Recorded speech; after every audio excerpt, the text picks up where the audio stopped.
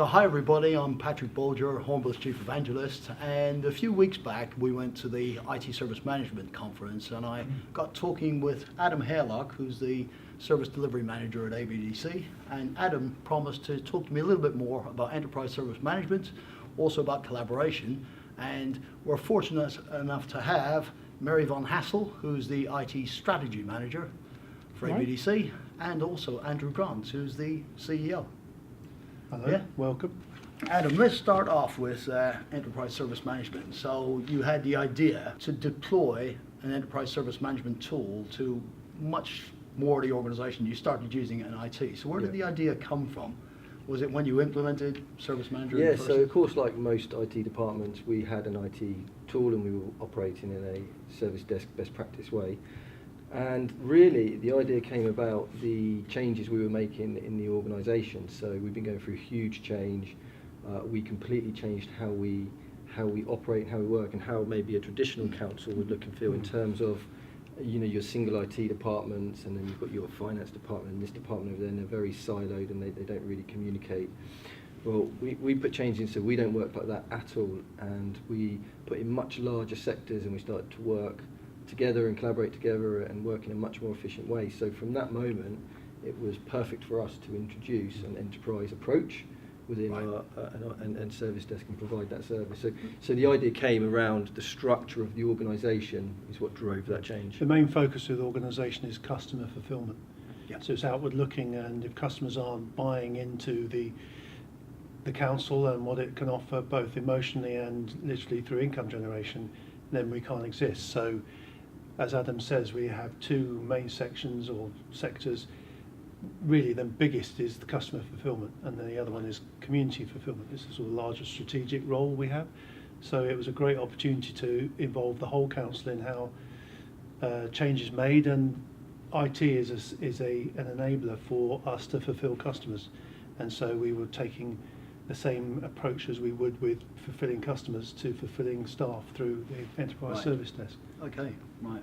Yeah, so there was pressures on everybody to deliver to the customers and the public, and what it meant was internally we had to be operating as efficiently as we can to make sure we can serve that. And that's why we took the best practice from the IT service desk, and we took the skills that other areas had and blended them into the enterprise approach. So what benefits are you starting to realise now at AVDC from this kind of more enterprise approach? I mean, straight away you start to get the efficiencies, and you see teams and areas working much more efficiently. An example is, before it was all very much driven through Outlook. You had areas just using Outlook as a tool to manage their service. That's all gone. Customers saw the benefit straight away, because actually, whereas before they were putting in requests, it wasn't visible. There's no visibility. So you get visibility of requests, and you start to get data as well from each area in terms of what we're doing and how we can improve. And collaboration, are you seeing that actively happening between different teams within the organisation? Yeah, you saw that instantly. So I saw that with IT. Straight away we started collaborating using Hornbill, and then as we've implemented that into the other areas, you know, because I implement it, I see it happen, I actually see them start collaborating and sharing information. And in fact, I was in a meeting today going through it with the payroll department, and without me saying exactly what they're saying, wow, we can now start using this to collaborate and save so much wasted time. And they were just talking it through, going, you know, if you think about a particular case they might have to deal with, I don't know, make it up, voluntary redundancy, one person might have the knowledge of how to do that, and actually now they can collaborate and share that information quicker. It's all about getting that information quickly. And more transparently, and of course you can find it again as well. So the problem with communicating with external tools like Outlook or something, that wealth of information is just in someone's mailbox and are stored in a folder somewhere, and you can't really access it. It's the same approach with customers. We want them to know that we treat them personally, and that they can personalise their view of themselves with an episode that we've got one view of the customer that all the fulfilment partners, that is anyone that is helping them have a great day, whether they used to be in one department or other, can see that person and their experience of us and their journey through the things they wanted to transact with us. So the internal systems are only mirroring what we're using to look at a single view of the customer. That means that it builds their loyalty to us, and the whole internal enterprise desk is to give our agents that are helping customers the best possible range of tools that then, as you say, doesn't silo the information. It gives them, how do you fulfill the customer quickest and best?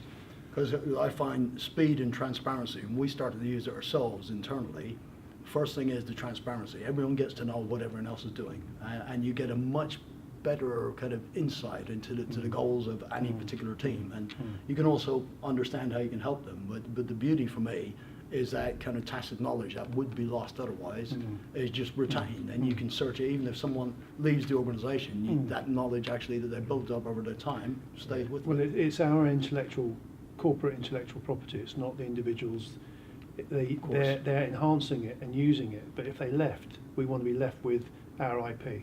Yeah, indeed. Yeah, I mean, one of the most exciting things I've seen is, yes, I saw it working in IT and us improved our communication and collaboration, but when you see it happen with different areas, when you actually you see people communicating and improving from maybe finance and IT, that's when I really see that's the instant benefit there, and that's just naturally and organically happened. So what tips would you have for other organisations that are about to start their enterprise service management journey and maybe introducing collaboration? You know, what are the big challenges? Ask us and we'll sell you the idea and help you get there quicker as a business proposition. Then, commercial AVDC. Yeah, well, there's no point in them reinventing it. So the first thing is to phone Adam and he can help them help themselves, and any tips we give will be, traded so that they know they're getting good quality. We're not going to give people all the IP away. Fair enough. But once they have got engaged with us, so don't say too much because it will be public.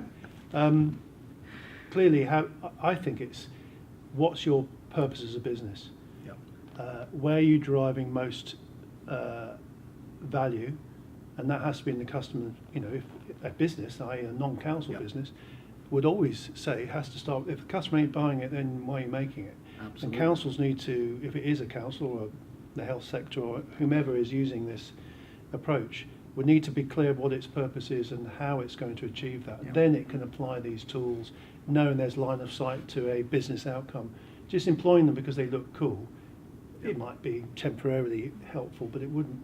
I think, Adam, you'd agree, wouldn't you? Yeah, absolutely. And this isn't, what we've got to remember is enterprise service management isn't new.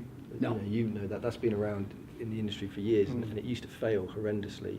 Right. And the main reason for that was because the organisations weren't geared up correctly. So they were how we used to be, and lots of councils still are, in terms of IT department, behind a closed door, another department closed door. You almost feel like you have to arrive and knock on the door to go and see.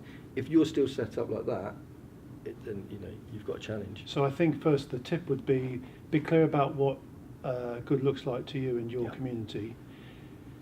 Understand how you can be sustainable as a business and what's going to make you sustainable, and then only do the things that maybe look shiny and attractive if that's going to help you with line of sight to your business. Because it could be something more practical, like get your top team to understand a shared view of success rather than silo that. Don't put a technological application to your confusion. It will just make more confusion. Add it to something that has got accountability and acceptance across the piece as a management tool.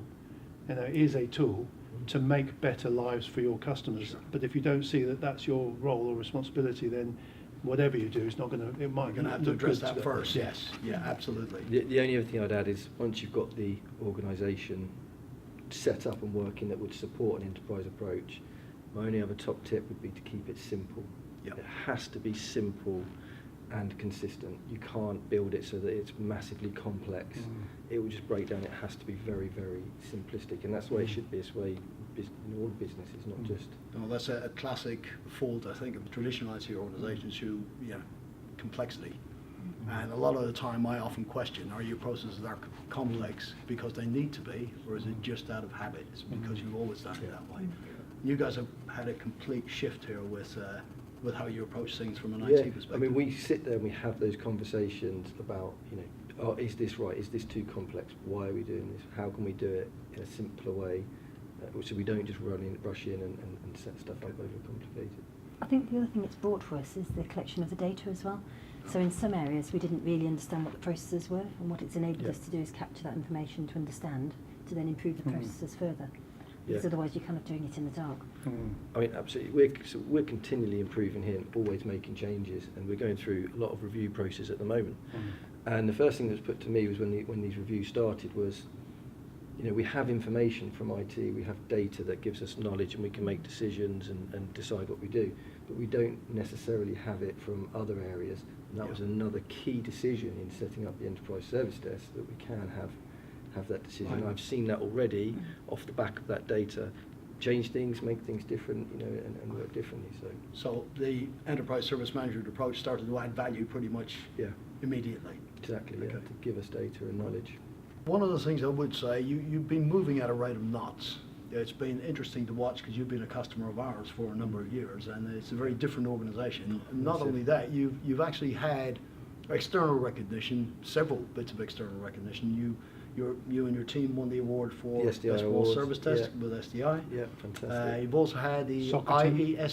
IESE. Council of the Year, Council of the Year. Innovation and Improvement Social Enterprise, the Soccer Team Award this year. Yes. And a that's it. European award for IT excellence with Yes. your customer experience and customer management program. Yes. Well, I'd like to thank you all very, very much. Thank you. You've done amazing. There's some amazing results Thank you. over the last little while, and long may it continue. Thank you very much. So we'll be back to talk to you on another topic soon. Thank you very Thank you. much. Thank Thank you. you.